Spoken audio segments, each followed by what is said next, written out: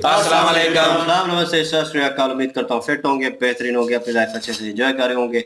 हम चारों की तरह आज एक और वीडियो और उसका टाइटल है जी Tarar says Pakistan is famous for corruption abroad while Indian student study in US universities. और डॉक्टर कमर चीमा शो है जी इनका। और मेरा नाम है राणा मोहम्मद अली, मेरे साथ है Mohammad Sameer Khokhar, Nadeem Iqbal Janjua. Ali Saklar Iqbal so guys let's start. दोस्तों मैं हूं कमर चीमा और दोस्तों जिस तरह के आप देख रहे हैं मेरे साथ मौजूद हैं साजिद तार साहब।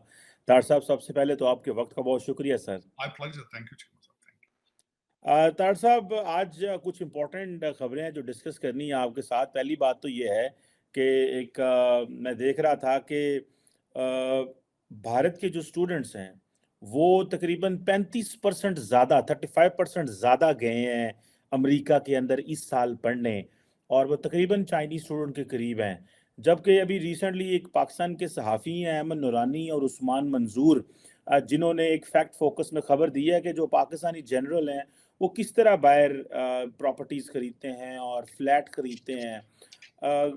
मुझे तो ऐसे लगता है कि जैसे पाकिस्तानी जो इंडियन स्टूडेंट्स अमेरिका जा रहे हैं और हमारी उमरा और शराफिया जो है वो अमेरिका में जा रही है। उधर तार साहब ऐसे लग रहा था बरतानिया, तो मुझे ऐसे लग रहा था जैसे डॉक्टर जयशंकर ने फतह कर ली है कि उधर होम सेक्रेटरी के घर में दिवाली मनाई जा रही है, प्राइम मिनिस्टर के घर में दिवाली मनाई जा रही है। डेविड कैमरॉन कल ही फॉरेन सेक्रेटरी बने, कल ही डॉक्टर जयशंकर उनको लंदन में थे, उसी दिन मिलने चले गए। डॉक्टर साहब बिरसा तार साहब, ये जो प्रायोरिटीज बड़ी डिफरेंट नजर आ रही हैं कि हमारी प्रायोरिटी ये है कि इलीगल इल गॉटन मनी से अपने बच्चों के लिए फ्लैट कैसे खरीदने हैं, और इंडियन बच्चों की प्रायोरिटीज ये नजर आ रही हैं कि उन्होंने अमेरिकी यूनिवर्सिटियों में एडमिशन किस तरह लेने हैं।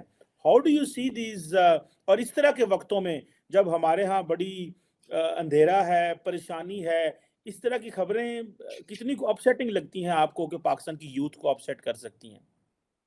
चीमा साहब, ये जो आपने एक तो आपने जो बात की है, दो इसके जवाब बनते हैं। एक तो सबसे पहले एक बहुत बड़ा टेस्ट है जो आज देखना, अगर किसी की आंखें बंद है नफरत में हिंदुत्व की बातें करके, आंखें बंद करने से बिल्ली नहीं चली जाती, कबूतर आंखें बंद करता बिल्ली विदर ही रहती है। मैं समझता हूँ बिल्ली के साथ अब रिलेशनशिप ठीक करने का टाइम आ चुका है। मैं ये बताना चाहूंगा, ये दिवाली जो कल थी, अभी ओरिजिनली 13 को दिवाली होती है, ये एक बहुत बड़ा टेस्ट था देखने के लिए पूरी दुनिया के लिए, और बिलखसूस पाकिस्तानी मेरे जो बहन भाई हैं इस वक्त जो जिहादी और उर्दू में ट्वीट और सारा दिन ये जो लौड़े लपाड़े आवारा फिर रहे हैं, इनके लिए एक बहुत बड़ा टेस्ट है। जरा गूगल पे बैठ के देखो कि दुनिया में कहां कहां दिवाली सेलिब्रेट की गई है भारत से बाहर। भारत के अंदर तो उन्होंने एक नया रैकेट बना है, 2.2 मिलियन दिए जलाए गए हैं अयोध्या में। लेकिन मैं जिस तरह आपने खुद फरमाया कि 10 डाउनिंग स्ट्रीट ले लें, कैमला हैरिस ने व्हाइट हाउस में और प्रेसिडेंट बाइडेन ने व्हाइट हाउस में, हर एम्बेसी ने, हर मुल्क के कैपिटल के अंदर दिवाली। हालांकि मिडल ईस्ट में जो अपने आप को इस्लाम के बहुत बड़े ठेकेदार समझते हैं, वहां पे भी दिवाली हुई है। और मैं ये समझता हूं कि दुनिया का हर त्योहार मनाना चाहिए। मैं उसकी एक छोटी सी बात ये भी अर्ज करना चाह रहा था चीमा साहब, दो चीजें मेरी नजर से गुजरी हैं कि मैं ये समझता था कि हर इंसान को हर त्योहार मनाना चाहिए अगर उसके दोस्त हैं उस कम्युनिटी में, क्योंकि मैं गारंटी करता हूं जब खुशी में आप शरीक होते हैं आप खुश हो जाते हैं। उसमें मैं कल मेरी नजर से रोमी जो कि बहुत बड़े फिलासफर हैं उनकी बात गुजरी। उन्होंने कहा love is the bridge towards everything, और मैंने इसको आजमा के देखा है। Love is a bridge to everything. लेकिन हम इन नफरतें बंद करनी पड़ेंगी।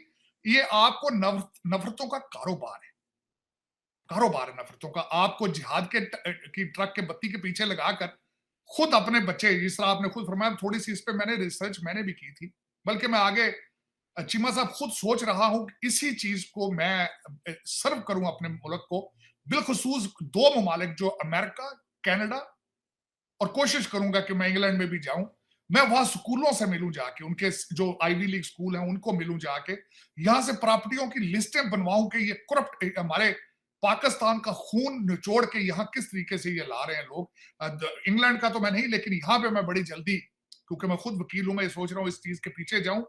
और बिलखसूस 3 इंस्टीट्यूशंस मेरे टारगेट पे हैं। एक तो IMF, वर्ल्ड बैंक और ये आईवी लीग स्कूलों से इनको कहूं कि why you are promoting corruption in our Pakistan. हमारे खून के, आपके भी हाथ हमारे खून के साथ रंगे हुए हैं। मैं इनसे बात करूं ये 3-4 इंस्टीट्यूशंस के साथ कि क्यों। अब मैं उसकी मिसाल देता हूं। IMF का आपके पास पैकेज जाता है, वर्ल्ड बैंक के पैकेज जाते हैं, आपके इस्लामिक बैंक के, एशियन डेवलपमेंट बैंक के पैकेज जाते हैं। वो पाकिस्तान पैसे जाते ही नहीं है। 25 करोड़ लोगों को उन पे टैक्स बढ़ा के उसकी किस्तें देने के लिए रखा गया वहां।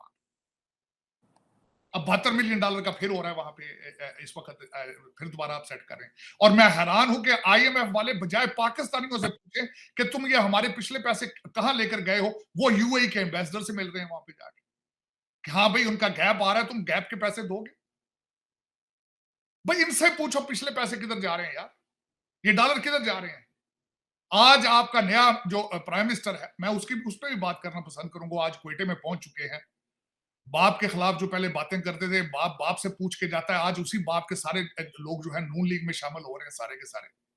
वो उन लोगों के बारे उनसे मिलने चला गया जिनके बारे में उनकी मैडम जो मरियम नवाज है कहती थी लोटों की जगह ड्राइंग रूम में नहीं होती। आज वही लोटे अपने ड्राइंग रूम में से जा रहे हैं।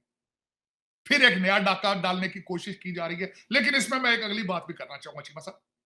आफरीन है अहमद नूरानी पे। उसने जो अगले दिन ये फैक्ट फोकस के ऊपर शफात शाह जो कोर कमांडर थे उनके बारे में बताया कि रिटायरमेंट के बाद उन्होंने 1.4 मिलियन का अपार्टमेंट लिया न्यूयॉर्क के अंदर, जो इस वक्त $7,500 महीना किराए पे चढ़ा।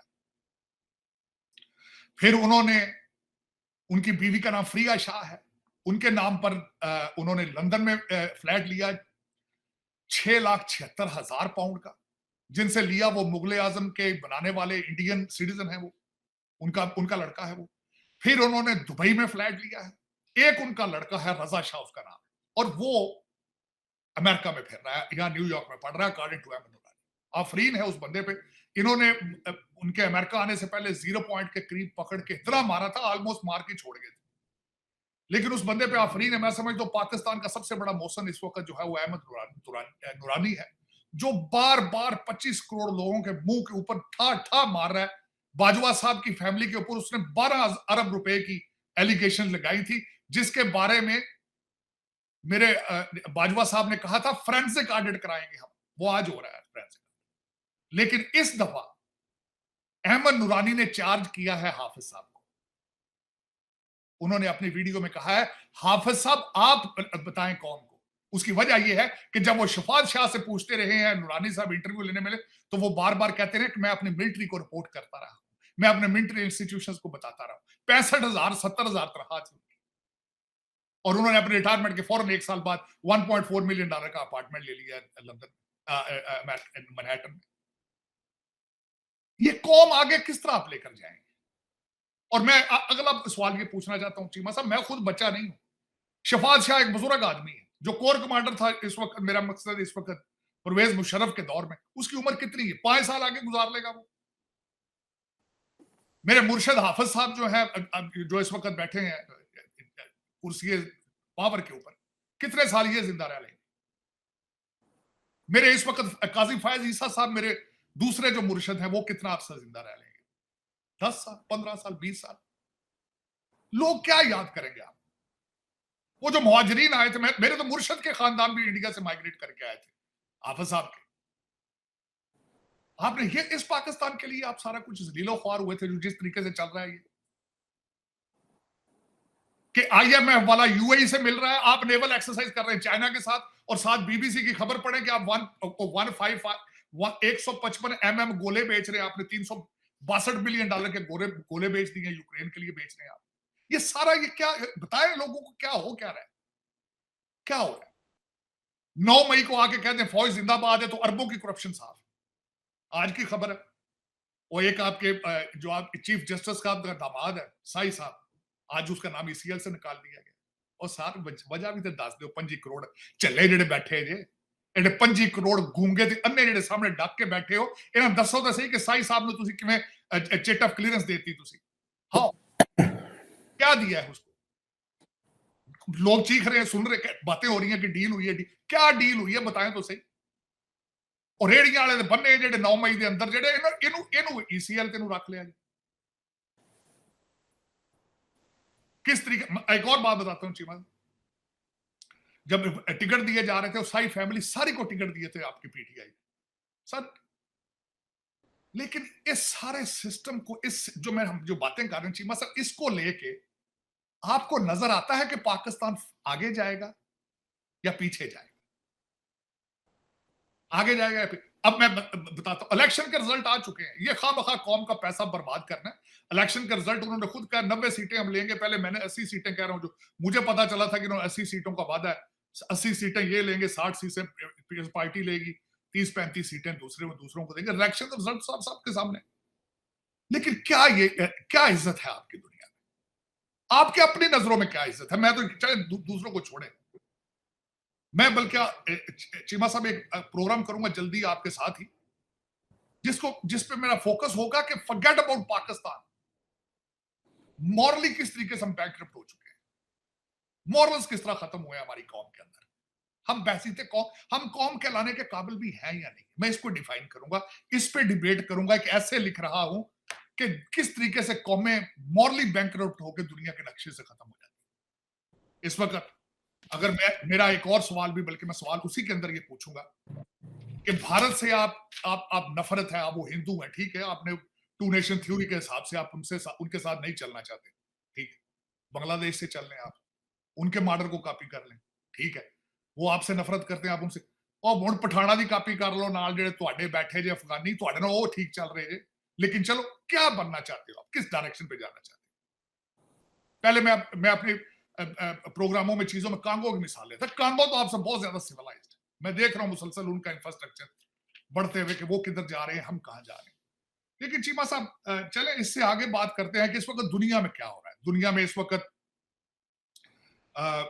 इंग्लैंड जो है इस वक्त यूरोप में सबसे वर्स्ट इकोनॉमी यूके की है, और वो पॉलिटिकल इंस्टेबिलिटी आ चुकी है वहां। उसके शवाहिद नजर ये आ रहे हैं कि लेटर आ चुका है vote of no confidence against Rishi Sunak, और उन्होंने स्वेला ब्रेवमैन को जब से निकाला है, उसके रिजल्ट में जिस एमपी ने वो लेटर लिखा है वोट ऑफ नो कॉन्फिडेंस के लिए, पहला लेटर आया है, वो उन्हीं की दोस्त है, टोरी पार्टी से है। और यहाँ ये भी बताना चाहता हूँ कि स्वेला ब्रेवमैन जो है वो भी प्राइम मिनिस्टरशिप की कैंडिडेट है, उनकी भी ख्वाहिश है। उसको काउंटर करने के लिए ऋषि सुनक साहब ने क्या किया है, उन्होंने मॉडरेट टोरी ग्रुप का डेविड कैमरून को लेकर आए हैं एज ए सेक्रेटरी फॉरेन, हालांकि वो इलेक्टेड नहीं है, और बल्कि उनके इलेक्टेड भी नहीं है, उनको हाउस ऑफ लॉर्ड की मेंबरशिप देकर उन्होंने उनका बनाकर तो उनको फेस सेविंग के लिए दिया है ताकि ऋषि सुनक सर्वाइव कर सके। लेकिन पॉलिटिकल इंस्टेबिलिटी है।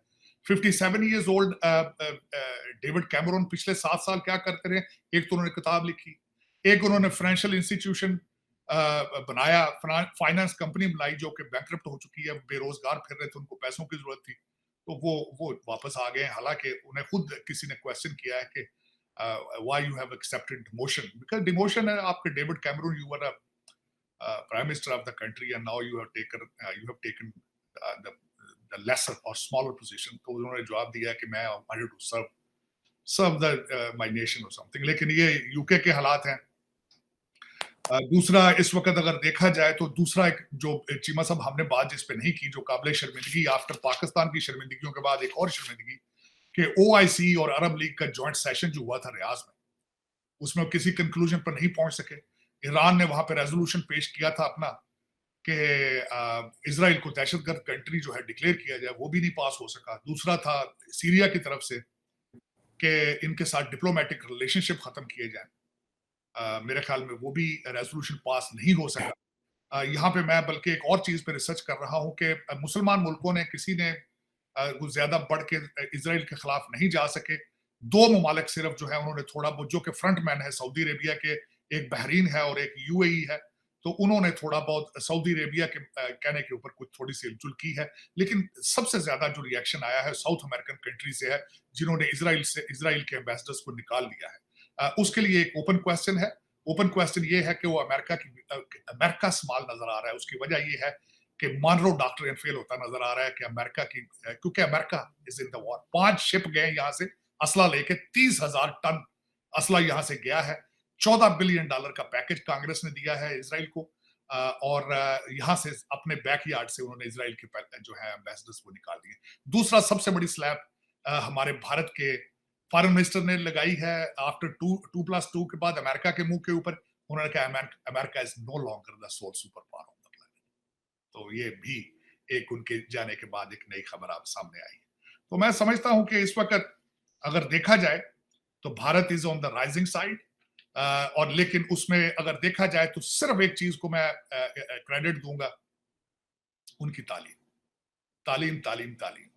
उन Indian institute of technology, regardless how you see it, जिस तरह भी जरब तकसीम करके देख लें, इन भारत की तरक्की के पीछे सिर्फ एक ही इंस्टीट्यूशन है, Indian institute of technology, Indian institute of management, जिसकी बुनियादें नेहरू साहब ने रखी थी, मौलाना आजाद ने रखी थी। चाहे जिस तरह भी आप देख लें, रिगार्डलेस आज जो भारतीय डायस्पोरा जो है जहां जहां बैठा है रूलिंग पोजीशन में है, सिर्फ इसी वजह से है कि उनके पास तालीम है।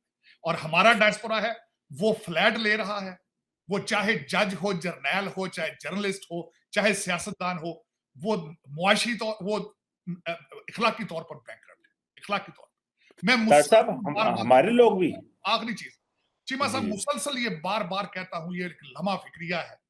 लाहौर से 1 किलोमीटर के फासले पर दुनिया और है, 100 किलोमीटर के फासले। वही खुराक वो खा रहे हैं, वही मिर्चें वो खा रहे हैं, वही कपड़े वो पहन रहे हैं, वही गाने वो सुन रहे हैं। मैं सोचने पे मजबूर हूं, इसके ऊपर प्लीज इस पे आप रिसर्च करें। इस फ्यूचर में पता नहीं कौन कौन सी यूनिवर्सिटीज में इस पे पीएचडी होगी कि किस तरह एक किस्म के लोग जो हैं एक अपने ही मुल्क को भंबोड़ के झंझोड़ के खा रहे हैं, और खा भी बदतमीजी से रहे हैं। ये नहीं कि कोई ढंग से खाएं। देखे ना, कमीशन किकबैक ले लेना, इस पे गुजारा करना अलग की बात है। पूरे प्रोजेक्ट ही खा रहे हैं, लुट पाई। 12 अरब रुपए की एलिगेशन है अहमद नूरानी की, बाजवा साहब की फैमिली। हर पूरी कौम ही मिठू बन गई है, पूरी कौम ही कबूतर बन गई। खुदा लेकिन तार साहब वो तो कहते हैं कि हमने इसको डिक्लेयर किया हुआ है। वो तो या तो ऐसी चीज सुबह लेटर लिखा है, एफआईए ने सुबह लेटर लिखा है, शामी पैरी पैक एक शाम घंटे नहीं घंटे जो चीमा साहब एक दसो गल, एक एलिगेशन कड्डी जे शफात शाह दा की करना जे, ਇਹਨੂੰ ਜ਼ਰਬ ਦੇ ਲਓ 5000 ਨਾਲ। ਕਿੰਨੇ ਜਰਨੈਲ ਰਿਟਾਇਰ ਹੋਏ ਨੇ ਤੁਹਾਡੇ ਪ੍ਰਵੇਸ਼ ਮੁਸ਼ਰਫ ਤੋਂ ਬਾਅਦ? ਪੀਸੀਆਂ ਦਾ ਕੀ ਕਰਨਾ ਜੇ, ਉਹਦਾ ਵੀ ਜਵਾਬ ਦਿਓ ਨਾ, ਉਹ ਵੀ ਡਿਕਲੇਅਰ ਹੋਏ ਨੇ।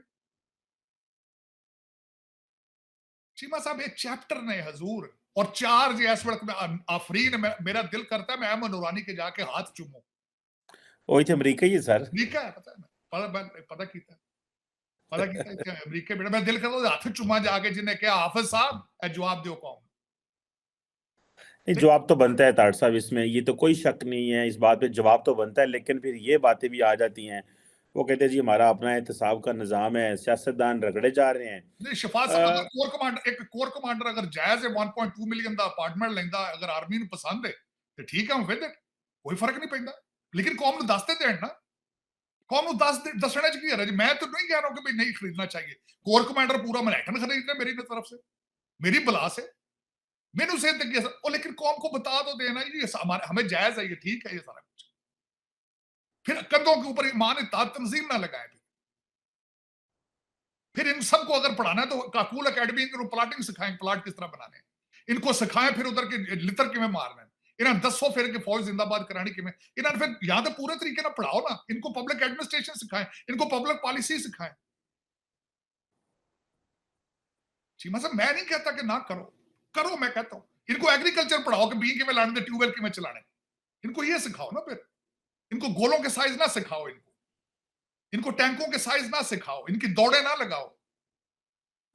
चीमा साहब एक बहुत बड़ा इशू है, बहुत बड़ा इशू है सरकार। और अगर मैंने आपको बताया था कि मुझे सिर्फ और सिर्फ 2 लोगों पे उम्मीद है, वरना मैं तो चैप्टर बंद कर देता है पाकिस्तान का। हाफिज साहब तो उम्मीद है, काजी फायज ईसा तो उम्मीद है।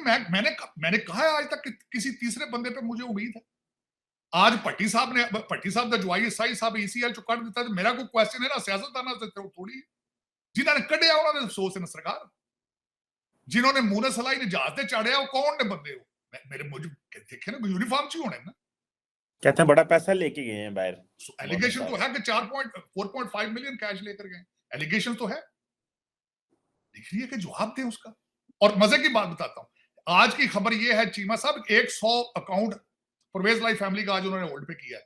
मैं गारंटी कर देता हूं साल बाद यही फिर दोबारा सादिक और अमीन हो जाएंगे, 5 साल बाद बिल्कुल। हमारे इमरान खान साहब हाफिज़े कुरान बन के बाहर निकलेंगे और फिर कहेंगे दुनिया कौम इनसे माफी मांगेगी, नहीं जी नहीं, माफी, गलती हो गई थी हमसे, ये सारा कुछ मुंह सलाई, ये लीडर है हमारे, ये सब साफ हो जाएगा। ये कितना अरसा ये एक्सरसाइज रिपीट करते रहेंगे आप? क्या आप सर्वाइव कर सकेंगे इस एक्सरसाइज में? क्या do you have a right to stay on the map of the world? कभी स्टेट की डेफिनेशन पढ़ लें आप। स्टेट किसको कहते हैं? रेट ऑफ गवर्नमेंट होती है, एक करेंसी होती है, फेडरेशन होती है। Do you qualify? हम लोग या हमारे जैसे लोग यहाँ शर्मिंदगी से मारे जा रहे हैं रोजाना, डेली बेसिस पे क्वेश्चन लोग पूछते हैं, can Pakistan survive? Can Pakistan survive? ये डेली बेसिस पे क्वेश्चन पूछते हैं लोग। चले चीमा साहब, कोई नहीं, कौन सा पहली दफा और आखिरी दफा हो रहा है, देखें। मेरी अभी तक, मैं इतना नाउम्मीद इन दो लोगों से नहीं हूं, मेरी उम्मीदें हैं अभी इन पे। बिल्कुल जी, आपकी किस किस से उम्मीदें जी, बताएं जी आप लोग। उम्मीदें तो वाकई रखनी चाहिए। बिल्कुल ये दो बंदे जो है ना, वाकई मुल्क के लिए बहुत कुछ कर रहे हैं। काजी फायजी साहब अच्छे फैसले कर रहे हैं, अच्छे डिसीजन बिल्कुल। कर रहे हैं, और बिल्कुल स्ट्रेट फॉरवर्ड बंदा है, बहुत स्ट्रेट फॉरवर्ड बंदा है। जजों को भी नहीं बख्श रहा, बिल्कुल सही बात। ना जजों को बख्श रहा है, ना उसने ये फैज हमीद जर्नल जो है इसके खिलाफ भी सही टिका के बयान दिए। ये पहला जज है जो किसी भी इदारे को नहीं बख्श रहा, सबके साथ जो है ना एक जैसा सलूक कर रहा है। वो कहता है यार मैं जवाब दे हूँ, 25 करोड़ जो आवाम बैठी हुई है उसको जवाब दे हूँ मैं, आप मुझे बताएं कि फलां चीज का क्या जवाब है, फलां चीज का क्या जवाब है। तो जो जर्नल है हमारे आसिम मुनीर साहब, उन्होंने जितनी भी इकोनॉमी के लिए दौड़ की है वो भी नजर आ रही है। बहुत जबरदस्त तरीके से स्ट्रगल किया, डॉलर को लेकर आए हैं नीचे, आवाम की तो सांसें बंद होने वाली हो गई। ये मुल्क के हालात हो गए थे कि आवाम की सांसें बंद हो गई।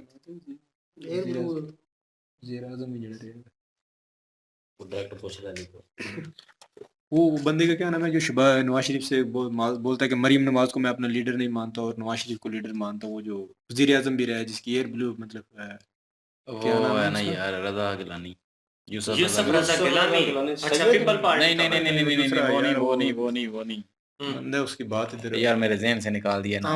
वो यार एक बंदा है, उसने बड़ी वो जबरदस्त जिसकी बातें पैंट उतारी गई थी, पैंट मेरे उतारी ख्याल वो से। अच्छा अच्छा, अमेरिका में। शाहिदा खान अब्बासी। हाँ। शाहिदा खान अब्बासी। बात यार यहाँ ये आएगी इनकी पूरी गुफ्तगू पे कि मैं मेरा एक अपना ज़हन माइंड उस बंदे के साथ मिलता है। वो बोलता है सब उनको आजमा लिया है, मतलब फौज को कह रहा था, अपने सबको आजमा लिया। नून लीग को भी कह रहा था कि आप इस तरह का इलेक्शन ना लेके आए कि फिर बंदे पहले सिलेक्ट होके आ जाएंगे, वो चलाएंगे, फिर कोई दूसरी पार्टियां फिर साजिश करती रहेंगी, मुल्क नहीं चलेगा। वो बोलता है पूरा सिस्टम चेंज करो, सबको इकट्ठे बिठाओ, सब मिल के इस मुल्क को चेंज करने की कोशिश मैं भी करो, यही कहता हूँ। सारे मिल के करोगे तो। बोलते हैं कि वो बंदा कह रहा है, शाहिद खान अब्बासी को मैं यकीन करो लाइक कर रहा हूँ, तो कि वो बंदा इस टाइम बात बिल्कुल जबरदस्त कर रहा है। वो पूरा मुखालिफ है, इनके सबके मुखालिफ जा रहा है। वो बोलता है इस मुल्क को अगर बचाना है आपने अगले 5 साल में कोशिश करनी है, तो कोशिश यही है कि इमरान खान सबको बीच में डालो, सब इकट्ठे सारे बैठो, होके एक जो है जगह पे ना, बैठो, आवाम पे छोड़ दें। हाँ एक जगह पे बैठो, अब सब मिलके फैसला करो कि हमने पैसा डॉलर कैसे कमाना है, डॉलर कैसे अपने ऊपर मतलब मुल्क में लेके आना है,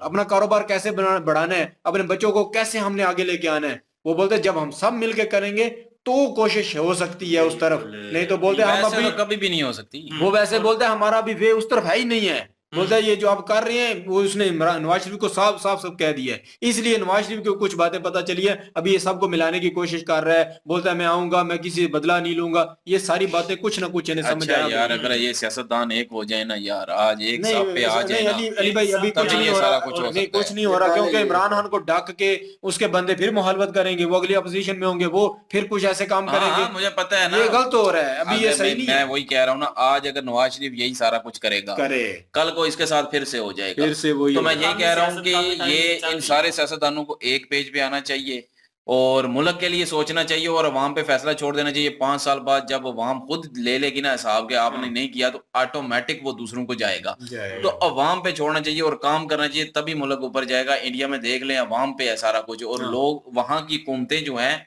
वो करके दिखाती हैं कि हमने ये किया है। अभी देख लें, जो भी हुकूमत आती है उनसे सवाल किया जाता है कि आपने ये नहीं किया काम, चलो निकलो। हाँ ठीक है, अभी मोदी सरकार है, इन्होंने काम करके दिखाए हैं, मुल्क को किस तरह ऊपर लेके गए हैं, तो अभी फिर इनका दौर आएगा।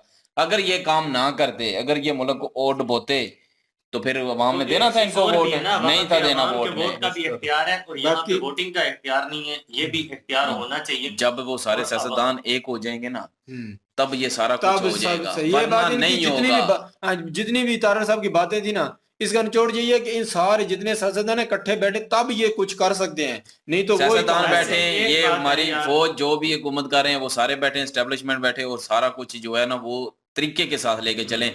हाँ, लेकिन अगर ये सारे सियासतदान एक हो जाते हैं तो एस्टेब्लिशमेंट कुछ नहीं कर सकती। वो भी है, फिर ये दूसरा फिर establishment जो भी पैसा कुछ बाहर नहीं लेके कर जा रहे हैं उसको सकती पकड़ सब फिर तब अवाम के हाथ में हो जाएगा। फिर यार, वो पकड़ अभी सकते तो- हैं कि पैसा बाहर क्यों जा रहा है, ये जर्नल दूसरा मैं हर दफा ये कहता हूँ कि जितने सियासतदान हैं उनकी चोर को नेशनैलिटी, चोर दोहरी कैसे नेशनैलिटी पकड़ खत्म सकते करें। पहले खत्म होनी चोर चाहिए। को चोर कैसे पकड़ लेकिन सकते वो हैं? मौजूद ही नहीं है फिर। पर ये इकट्ठे चोर को होंगे, चोर तो कैसे पकड़ सकता है? सारे इन्होंने चले- हड्डी डाली हुई चले है, ठीक है। दुकान डाली हुई है, और जिसके लिए लुट मार मचाई हुई है, जो- वो कहते हैं कि ये अवाम के हक में सोचो कि डॉलर को किस तरह नीचे लेकर आना है, महंगाई को कैसे नीचे लेकर आना है, अवाम की जो बेसिक प्रॉब्लम्स हैं उनको कैसे सॉल्व करना है, ना कि ये कि आओ बैठो और प्लान करो कि हाँ फला फला फ्लाइट जो है फला मुल्क में है, वहां पे उसको खरीदना कैसे है, वो फैक्ट्रियां कैसे लगानी है, अपने बच्चों के लिए पैसा कैसे जमा करना है।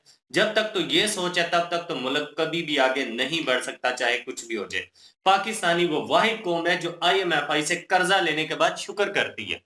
वही ना वो मतलब तो मुझे होती है। पता है, लेकिन मैं यही कह रहा हूँ कि वो बेशक मतलब इकट्ठे बैठे, पिछले सारी चीजें खत्म करें, खत्म कर आगे से लेके चलें फिर मुल्क को। ठीक है, जो उन्होंने लेना था ले लिया, अब वो तो वापस करने वाले नहीं है। अगर वो वापस लेने की कोशिश करेंगे, अगर वो कहते हैं ना कुत्ते के मुंह से हड्डी खींचेंगे तो वो आपको काटेगा जरूर। तो वो हाँ। हड्डी उसके मुंह में ही रहने दे, उसको निकलने दें। वो जब निकल लेगा तो तब फिर उसके बाद जो है मुल्क जो है वो सारे जो मिल के है ना, मुल्क को डेमोक्रेटिक बनाए, अवाम पे छोड़ें सारे वही ना फैसले। मतलब ये सियासतदान काम हमारे करें हैं ना, मुल्क के बिल्कुल लिए। आपकी बात सही है। सियासतदान जो है ना ये आपस में लड़ते रहते हैं, यानी कि पूरी मशीनरी जो है ना वो आपस में लड़ाई में लगी रहती है। उसके बाद मैं अभी नाम नहीं लेता हूँ, बहुत सी यार, बंदे सिर्फ बाहर पैसा ले जाते सियासतदान हैं। हो तो अलग बात है, अवाम को भी उल्लू बनाया हुआ है ना, अवाम भी तो उल्लू बनी हुई है। दोनों पार्टियों की अवाम में निकलती है, सियासतदान खुद तो आती नहीं है बाहर।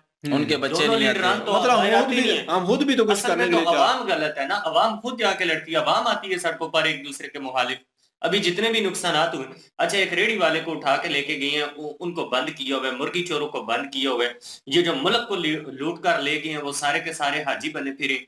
मोनस लाई को मफरूर करार दिया है पिछले 2-3 दिन पहले, तो आज वो फरार भी हो गया। कैसे? अगर कोई आम पाकिस्तानी होता तो वो जा सकता था, उसकी तो पासपोर्ट की वो तस्वीरें लगी होनी थी एयरपोर्ट के ऊपर कि तुम यहाँ से हिल भी नहीं सकते। तो मोनस लाई पासपोर्ट ही को नहीं था बनना। अदालत ने मफरूर डिक्लेयर किया है। की है वो निकल कैसे गया है यार, बातें सारी समझ आती हैं, क्या बोले यार। बस वो डील करके चला गया होगा। बाकी डील ये करके यही तो मैं कहता हूँ ना, अगर ये सारे सियासतदान एक हो जाएं, अवाम पे सारा कुछ छोड़ें, तो ना एस्टेब्लिशमेंट कुछ कर सकती है ना कोई और कुछ कर सकता है। बिल्कुल ऐसा ही। फिर वो मैं- सियासतदान पे सारा इख्तियार हो, सारे सियासतदान उसके साथ हो, जो जिसकी हुकूमत बने वो काम करे, उसे काम करवाएं। बिल्कुल। पाकिस्तान में एक बहुत बड़ा रियल एस्टेट का बिजनेसमैन है मलिक रियाज, बैरिया टाउनशिप बनाता है पाकिस्तान में, बहुत बड़ा बिजनेसमैन है। उसको जब उठाया गया था अदालत की तरफ से, उसके ऊपर करप्शन के इल्जामात थे, कब्जा माफिया के इल्जामात थे। तो जब वो कुछ दिनों के बाद बाहर आया तो मीडिया पे मैंने खुद लाइव बयान सुना है। तो वो कह रहा था, कामरान खान के प्रोग्राम में कह रहा था कि यार जिस बंदे के पास पैसे हो ना वो अंदर नहीं रह सकता। मैंने सीधी बात है। 460 अरब डॉलर दिए हैं, 460 अरब डॉलर दिए हैं, तब जाके बाहर बैठा हूँ। जाहिर है उसने वो डील कहते हुई नहीं और तो उसने पैसे दिए वो तो बाहर शेर आ गया। हर्षीद तो अभी तक बात, शेर हर्षीद ने पैसे नहीं दिए भाई वो लाइव बता रहे हैं।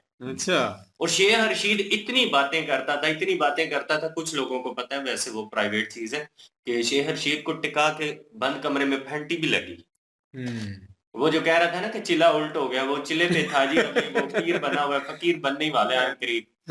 तो अच्छा उसको फैंटी लगी है बंद कमरे में, वही इसलिए बड़े जबरदस्त बयान इन्होंने दे रहा यही है। बात कही ना कि यहाँ से जो भी जाते हैं पाकिस्तानी बाहर जाकर करप्शन सीखते हैं, सारा कुछ करते हैं, लेकिन इंडियन जो है वो पढ़े लिखे हैं और इंडियन बाहर जाते हैं, अच्छी कंपनियों में जॉब करते हैं, पढ़ाई करने के लिए बाहर जाते हैं।